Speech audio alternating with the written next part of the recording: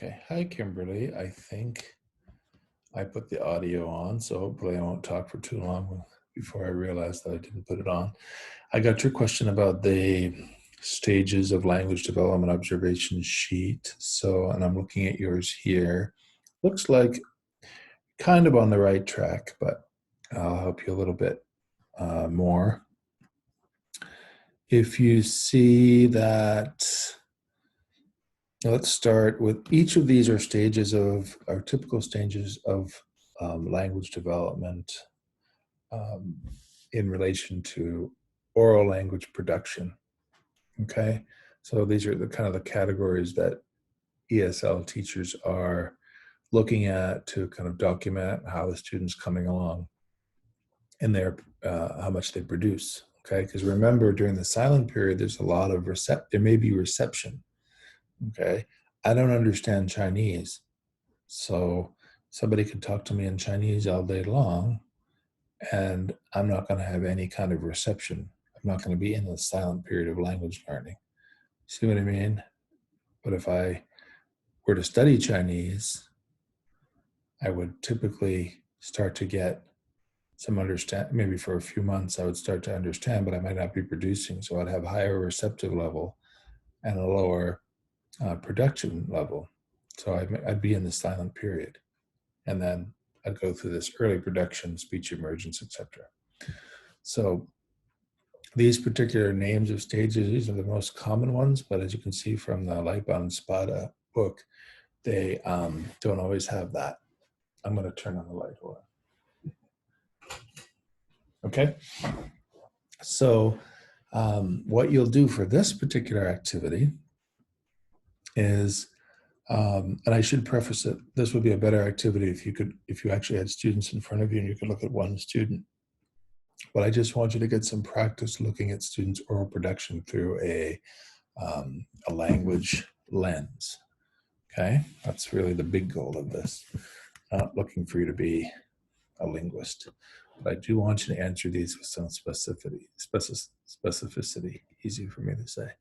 So if you look at the silent period here, all right, this is the one period. You look at the first in the video. The first two boys are there. One of he's presumably the teacher is asking the students questions, and yes, you're right, one boy answers for the other one. One appears to have some kind of higher receptive language production ability, capacity. The other one, not so much. Okay. And then focusing on negation, how they make things negative or deny something, how they're using reference to the past vocabulary pragmatics, that would be NA, not applicable because there's no evidence of that. Okay? So as you progress through the videos, unfortunately, again, it's not the same student, it's just different students at different stages. You're going to look for evidence and put them in this box. So in the early production stage, is there any evidence of the student using negation? I don't remember off the top of my head, but if you notice that, if you see how they're able to say that they don't do something or that they don't have something, etc., there's not something, that's negation, and it would go here.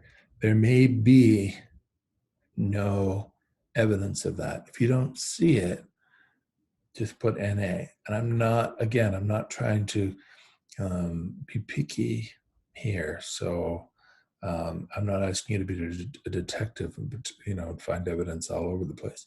Just it's what you're observing. So think about this. I want you to practice this process of looking at students' language, seeing what's coming out, and answering with professional terminology that is that is evidence of the professional terminology that you're developing through 681 and now presumably your second ESL course is 684.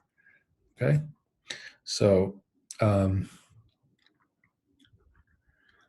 okay, here where you have the speech emergence, you could tell that her vocabulary words are increasing with her use of language. Can you just be a little bit more specific? What do you notice about her vocabulary? Okay, can you give some specific evidence? The other thing the other reason I'm asking you to do this is teachers routinely, as you know, have to write reports that are based on um, the observational reports that are filled with empirical evidence from the observations. So being really specific is important. Okay. So you may say something rather than a number of vocabulary words. You also see that you're seeing some lexical development in the number of specific words you're able to use to describe or explain, something like that. If this task is too time-consuming or overwhelming, I don't want you to do that. Okay, I'd rather you just focus on two of the categories. Okay, and look at it for each stage. All right, it's not. I don't want you to spend hours trying to figure this out. I hope that the explanation that I just gave you helped you a little bit understand how to do it a little bit better. But if it's still a task that's takes too long, just look at two, like negation and reference to the past, or vocabulary and pragmatics, something like that.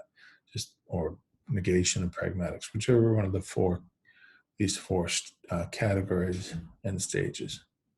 Okay, so that's it.